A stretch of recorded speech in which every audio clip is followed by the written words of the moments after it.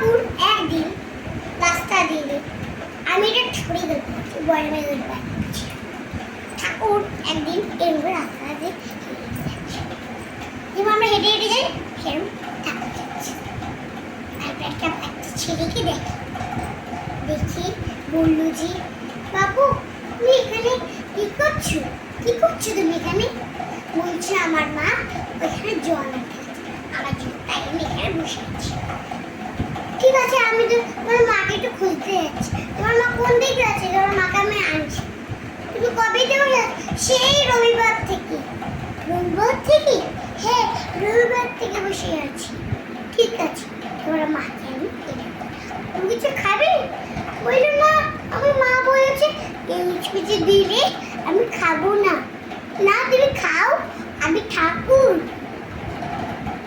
বুঝতে পারলো। তারপরে তার একটা বিস্কুট ছিল, সেই বিস্কুটটা আমাকে দিল। ঠাকুর আমাদের অন্তর্বর্তী, অন্তর্যামী, অন্তর্যামী, ঠাকুরের চলতে হবে। ঠাকুর আমাদের প্রাণ, ঠাকুর আমাদের প্রাণ।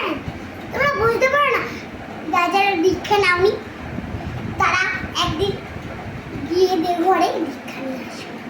তাহলে আমার কি বুঝলাম, ঠাকুর প্রাণ সব বুঝতে পেরেছি, কিন্তু একজন সবাই বুঝতে পেরেছে। ঠাকুর কোনোদিন বলেননি এ ভালো না, এ খারাপ, সবাই ভালো, সবাই ভালো, কেউ খারাপ না। তোমরা কিন্তু কোনোদিন দেবো না। আমরা এই নিচু, আমরা ঠাকুর সব থেকে বড় মানুষ। আমরাই ঠাকুরকে নিয়ে চললেই, আমরা যতদিন পৃথিবীতে বেঁচে আছি ততদিন আমাদের ইষ্টবৃত্তি সকালবেলা করতে হয়, প্রার্থনা করতে হয়, সকালবেলা প্রার্থনা করতে হয়, সন্ধ্যাবেলা প্রার্থনা করতে হয়, সকালবেলা প্রার্থনা করতে হয়। এগুলো সবগুলো আমার দায়িত্ব। ঠানকুনি জল খেতে হয়, সব খেতে হয়, এসব করতে হয়। এই যতদিন আমরা পৃথিবীতে বেঁচে আছি ততদিন আমরা তোমরা কিন্তু ঠাকুরকে নিয়ে চলতে হয়। ঠাকুর আমাদের প্রাণ, ঠাকুর আমাদের জীবন, ঠাকুর আমাদের প্রাণ, জীবন। ঠাকুরকে ছাড়বে না কেউ না। বাচ্চাদের ইষ্টবৃত্তি শিখাবে, সব শিখাবে। আমি এটা বলে রাখলাম, নাহলে কিন্তু তোমাদের কিচ্ছুটি হবে না। তোমরা প্লিজ বাচ্চাদেরকে ইষ্টবৃত্তি করাবে। আমি এটা তোমাদেরকে বলে রাখলাম। তাহলে আমার গল্পটা এবার তোমরা শোনো। একদিন বড় মা রাস্তা দিয়ে হেঁটে হেঁটে যাচ্ছে।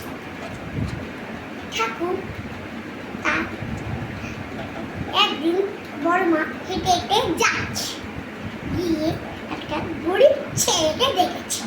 দেখে ও বলছে, না বড় মা বলছে, কি ছেলে বাবা তোমার কি হয়েছে? তুমি এরকম করে অনাথ রাস্তায় নামে এই নোংরা রাস্তায় কেন বসে আছো?